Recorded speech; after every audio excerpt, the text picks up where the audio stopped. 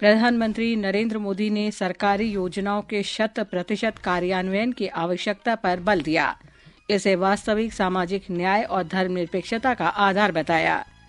राष्ट्रपति द्रौपदी मुर्मू ने विभिन्न क्षेत्रों में उत्कृष्टता के लिए भारतीय वंशियों के विशिष्ट सदस्यों को प्रवासी भारतीय सम्मान प्रदान किया।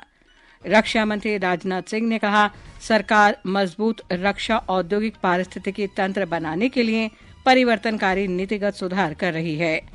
भारत का औद्योगिक उत्पादन नवंबर में 6 महीने के उच्चतम स्तर 5.2% पर पहुंचा। अक्टूबर में ये 3.5% था। दिल्ली में 70 विधानसभा सीटों के चुनाव के लिए नामांकन प्रक्रिया शुरू। और महिला क्रिकेट में भारत ने राजकोट में 3 एक दिवसीय मैचों की श्रृंखला के पहले मुकाबले में आयरलैंड को 6 विकेट से हराया। समाचार संध्या के साथ मैं लवली निगम।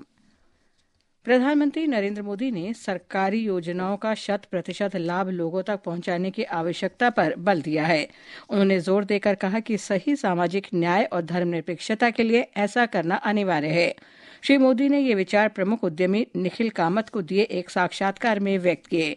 श्री मोदी ने सोशल मीडिया, यूपीआई और तकनीक के महत्व को उजागर करते हुए कहा कि ये लोकतंत्र और इसके सशक्तिकरण के लिए अत्यंत महत्वपूर्ण साधन है। आज मैं 30 सेकंड में 10 करोड़ किसानों के खाते में सीधे पैसे भेज सकता हूं। मैं आज देश के 13 करोड़ गैस सिलेंडर के उपभोक्ताओं को सब्सिडी के पैसे एक क्लिक से 30 सेकंड में भेज सकता। क्यों? जनधन अकाउंट किसी को लगे कब होता, लेकिन देश के करोड़ों रुपये जो लीकेज होता था, जो भ्रष्टाचार होता था, वो गया और टेक्नोलॉजी का एक उपयोग हुआ। वर्तमान चुनौतियों के बारे में प्रधानमंत्री ने कहा कि विश्व भारत पर इसलिए भरोसा करता है कि उसका दृष्टिकोण निष्पक्ष है। श्री मोदी ने कहा कि मौजूदा वैश्विक संकट के दौरान भारत ने बार बार ये कहा है कि वो शांति के पक्ष में है।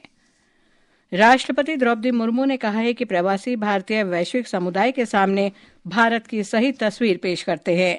राष्ट्रपति मुर्मू भुवनेश्वर में जनता मैदान में 18वें प्रवासी भारतीय दिवस सम्मेलन के समापन समारोह को संबोधित कर रही थी।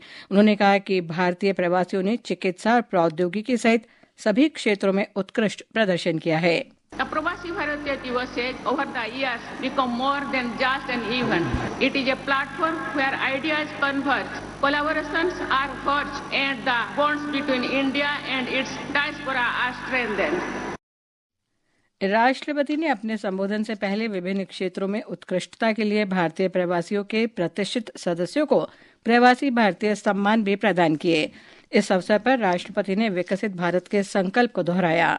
Our vision for Viksit Bharat aligns with our growing stature on the world stage, particularly as a leading voice of the global south. This vision is about creating an ecosystem that not only meets our needs but also contributes to global well-being. इस अवसर पर केंद्रीय मंत्री doctor Subramaniam Jaishankar, Jual Oram, Dharmendra Pradhan, Odisha के राज्यपाल हरिबाबू कंभमपति, मुख्यमंत्री मोहन चरण मांझी और अन्य गणमान्य व्यक्ति उपस्थित रहे। रक्षा मंत्री राजनाथ सिंह ने कहा है कि सरकार सशक्त रक्षा औद्योगिक तंत्र के निर्माण के लिए सुधारात्मक नीति बना रही है। इसका उद्देश्य आत्मनिर्भर और प्रौद्योगिकी स्तर पर सहयोग को बढ़ावा देना है। एरो इंडिया 2025 से पहले आज नई दिल्ली में राजदूतों के साथ गोलमेज बैठक की अध्यक्षता करते हुए रक्षा मंत्री राजनाथ सिंह ने रक्षा और वायु क्षेत्रों में राष्ट्रीय प्रगति का उल्लेख करते हुए अत्याधुनिक प्रौद्योगिकी के सफलतापूर्वक विकास पर बल दिया। देश में प्रगतिशील वैश्विक सुरक्षित वातावरण का उल्लेख करते हुए श्री सिंह ने शांति और खुशहाली के लिए सामूहिक कार्य करने की आवश्यकता पर बल दिया। It is thus of paramount importance that the like-minded countries should strive together for collective actions for peace and prosperity. Without these, our future generations will not be able to take advantage of economic growth or the technological innovations that we are experiencing in today's era. रक्षा मंत्री ने कहा कि भारत उन चुनिंदा राष्ट्रों में शामिल है जो लड़ाकू विमान, परमाणु पनडुब्बी, विशेष प्रकार के युद्धक टैंक और अंतर्द्वीपीय बैलिस्टिक मिसाइल के निर्माण और उत्पादन में शामिल हैं। उन्होंने कहा कि जो विदेशी कंपनियां भारत में कारोबार शुरू करना और भागीदार बनना चाहती हैं, उनके लिए वायु क्षेत्र और रक्षा क्षेत्र में अनेक अवसर उपलब्ध हैं। ये समाचार हमारी वेबसाइट www.newsonair.gov.in और हमारे न्यूज ऑन एआईआर ऐप पर भी उपलब्ध हैं। समाचार संध्या में आपका फिर स्वागत है। सांख्यिकी और कार्यक्रम कार्यान्वयन मंत्रालय के आंकड़ों के अनुसार भारत का औद्योगिक उत्पादन नवंबर में 6 महीने के उच्चतम स्तर 5.2% पर पहुंच गया, जो अक्टूबर में 3.5% था। आंकड़ों के अनुसार औद्योगिक उत्पादन सूचकांक के 3 प्रमुख घटकों में से विनिर्माण उत्पादन नवंबर में 5.8% बढ़ गया, जबकि बिजली उत्पादन में 4.4% और खनन गतिविधियों में 1.9% की वृद्धि हुई। नवंबर 2023 की तुलना में नवंबर 2024 में उपयोग आधारित वर्गीकरण के अनुसार IIP की वृद्धि दर प्राथमिक वस्तुओं में 2.7%, पूंजीगत वस्तुओं में 9%, मध्यवर्ती वस्तुओं में 5%, बुनियादी ढांचे या निर्माण वस्तुओं में 10% और उपभोक्ता में 13.1% रही। टिकाऊ और गैर टिकाऊ उपभोक्ता वस्तुओं में 0.6% वृद्धि हुई। आयुषी की रिपोर्ट के साथ समाचार कक्ष से प्राची प्रिया। भारतीय अंतरिक्ष अनुसंधान संगठन इसरो के अध्यक्ष एस सोमनाथ ने कहा है कि स्पेस डॉकिंग यानी 2 उपग्रहों को अंतरिक्ष में जोड़ने के प्रयोग की तारीख कुछ दिन में तय की जाएगी। आकाशवाणी समाचार के साथ विशेष साक्षात्कार में उन्होंने कहा कि जनवरी के अंत में निर्धारित नाविक इसरो द्वारा 100वां उपग्रह प्रक्षेपण होगा। The current integration activity going on in SDSC, there are 3 launches are getting prepared. The first launch is for the GSLV with a NAVIC second series in the revised series of NAVIC 02. This is going to be the 100th launch, I suppose, if everything goes well. This is scheduled by the end of January. ये साक्षात्कार आज रात 9:15 पर Akashvani FM gold 101.1 megahertz पर प्रसारित होगा। दिल्ली में आज चुनाव अधिसूचना जारी होने के साथ ही 70 सदस्यीय विधानसभा के लिए नामांकन प्रक्रिया शुरू हो गई है। नामांकन के पहले दिन विभिन्न विधानसभा क्षेत्रों से 9 उम्मीदवारों ने पर्चे दाखिल किए। इस महीने की 17 तारीख तक पर्चे दाखिल किए जा सकते हैं। इस बीच विभिन्न राजनीतिक दलों के उम्मीदवारों ने मतदाताओं को लुभाने के लिए अपने क्षेत्रों में प्रचार अभियान शुरू कर दिया है। दिल्ली विधानसभा चुनाव 5 फरवरी को और वोटों की गिनती 8 फरवरी को होगी। दिल्ली विधानसभा चुनाव के अंतर्गत पार्टी उम्मीदवारों के नाम तय करने के लिए भाजपा केंद्रीय चुनाव समिति की बैठक नई दिल्ली में हो रही है। पार्टी मुख्यालय में हो रही इस बैठक में भाजपा अध्यक्ष जेपी नड्डा, प्रधानमंत्री नरेंद्र मोदी, केंद्रीय मंत्री अमित शाह और राजनाथ सिंह के साथ साथ दिल्ली भाजपा के नेता भी शामिल हैं। अब तक भाजपा ने 70 सदस्यीय दिल्ली विधानसभा के लिए 29 उम्मीदवारों के नाम घोषित कर दिए हैं। इंडियन वाटर वर्क्स एसोसिएशन का 57वां वार्षिक सम्मेलन आज छत्तीसगढ़ के रायपुर में शुरू हुआ। इस सम्मेलन में देश भर से 400 से अधिक जल विशेषज्ञ इंजीनियर भाग ले रहे हैं।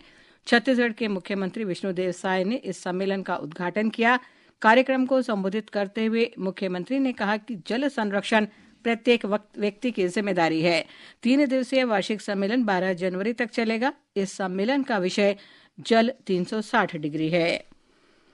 केंद्रीय ग्रामीण विकास और कृषि मंत्री शिवराज सिंह चौहान ने छत्तीसगढ़ के दौरे के अंतर्गत आज दुर्ग जिले में आयोजित मोर मकान मोर अधिकार कार्यक्रम और किसान मेले में भाग लिया। केंद्रीय मंत्री ने कहा कि केंद्र सरकार ने जनहित में प्रधानमंत्री आवास योजना की पात्रता के मानदंडों में 3 महत्वपूर्ण बदलाव किए हैं।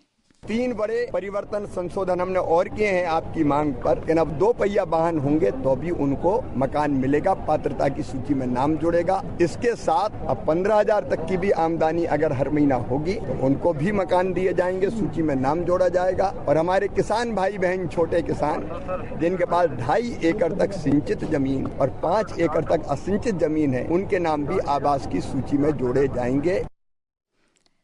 केंद्रीय संसदीय कार्य मंत्री किरेन रिजिजू ने नागरिकों को संसदीय लोकतंत्र को समझने के महत्व पर जोर दिया है। उन्होंने आज नई दिल्ली में केंद्रीय विद्यालयों के वर्ष 2023-24 की 34वीं राष्ट्रीय युवा संसद प्रतियोगिता को संबोधित करते हुए ये सलाह दी। ये समाचार आकाशवाणी से प्रसारित किए जा रहे हैं। ताज़ा समाचार जानने के लिए आप हमारे social media handle @AIR news Hindi को फॉलो कर सकते हैं।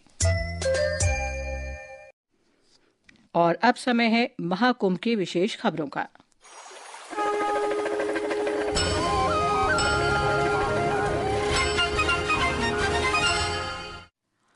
उत्तर प्रदेश के प्रयागराज में आज मुख्यमंत्री योगी आदित्यनाथ ने महाकुंभ 2025 को समर्पित आकाशवाणी का कुंभवाणी चैनल का शुभारंभ किया। इस अवसर पर मुख्यमंत्री ने कहा कि महाकुंभ जाति, पंथ और भेदभाव से परे है और महाकुंभ एकता का संदेश फैलाता है। कार्यक्रम के दौरान उत्तर प्रदेश के मुख्यमंत्री द्वारा कुंभ मंगल धुन का भी शुभारंभ किया गया।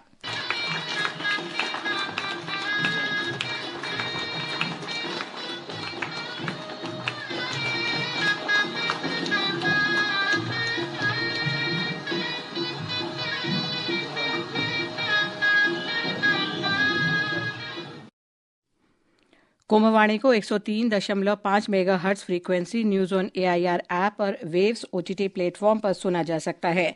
भजन गायक अनूप जलोटा ने प्रसार भारती द्वारा आकाशवाणी के FM रेडियो चैनल कुंभवाणी की शुरुआत की सराहना की।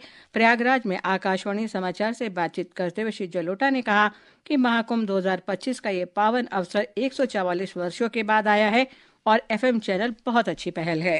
कुंभवाणी एक इतना सुंदर नाम है क्योंकि 144 साल के बाद ये कुंभ आया है। लोगों के अंदर कितना उत्साह है, तो कुंभवाणी बहुत सुंदर टाइटल है और मैं चाहूंगा कि इसके लिए मैं कभी रिकॉर्डिंग्स करूं। मैं दिल्ली विशेष आऊंगा आपके लिए और कुछ रिकॉर्डिंग करूंगा। महाकुंभ 2025 एक धार्मिक, सांस्कृतिक और आध्यात्मिक आयोजन के साथ ही संरक्षण तथा स्वच्छता का भी उदाहरण है। एक रिपोर्ट।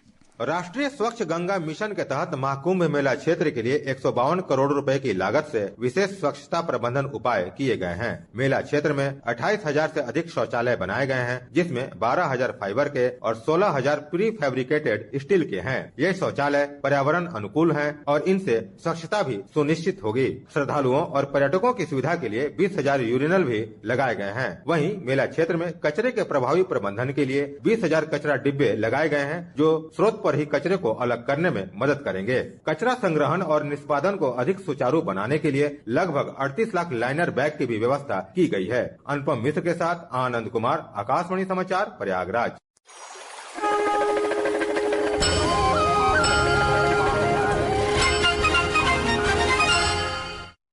उत्तर प्रदेश के मुख्यमंत्री योगी आदित्यनाथ ने आज नई दिल्ली में प्रधानमंत्री नरेंद्र मोदी से मुलाकात की। एक सोशल मीडिया पोस्ट में मुख्यमंत्री ने कहा कि प्रधानमंत्री के मार्गदर्शन और प्रेरणा से प्रयागराज में महाकुंभ 2025 शाश्वत गौरव का प्रतीक होगा। महिला क्रिकेट में भारत ने 3 मैचों की एक दिवसीय श्रृंखला के पहले मैच में आज राजकोट में आयरलैंड को 6 विकेट से हराया। पहले बल्लेबाजी करते हुए आयरलैंड ने निर्धारित 50 ओवर में 7 विकेट पर 238 रन बनाए। लक्ष्य का पीछा करते हुए भारत ने यह मैच 34 ओवर और 3 गेंदों में 4 विकेट खोकर 241 रन बनाकर जीत लिया। अंत में मुख्य समाचार एक बार फिर। प्रधानमंत्री नरेंद्र मोदी ने सरकारी योजनाओं के 100% कार्यान्वयन की आवश्यकता पर बल दिया। इसे वास्तविक सामाजिक न्याय और धर्मनिरपेक्षता का आधार बताया। राष्ट्रपति द्रौपदी मुर्मू ने विभिन्न क्षेत्रों में उत्कृष्टता के लिए भारतवंशियों के विशिष्ट सदस्यों को प्रवासी भारतीय सम्मान प्रदान किए। रक्षा मंत्री राजनाथ सिंह ने कहा, सरकार मजबूत रक्षा औद्योगिक पारिस्थितिकी तंत्र बनाने के लिए परिवर्तनकारी नीतिगत सुधार कर रही है। भारत का औद्योगिक उत्पादन नवंबर में 6 महीने के उच्चतम स्तर 5.2% पर पहुंचा। अक्टूबर में ये 3.5% था। दिल्ली में चुनाव अधिसूचना जारी होने के साथ ही 70 विधानसभा सीटों के लिए नामांकन प्रक्रिया शुरू। और महिला क्रिकेट में भारत ने राजकोट में 3 एक दिवसीय मैचों के श्रृंखला के पहले मुकाबले में आयरलैंड को 6 विकेट से हराया। इसके साथ ही समाचार संध्या का ये अंक समाप्त हुआ। नमस्कार।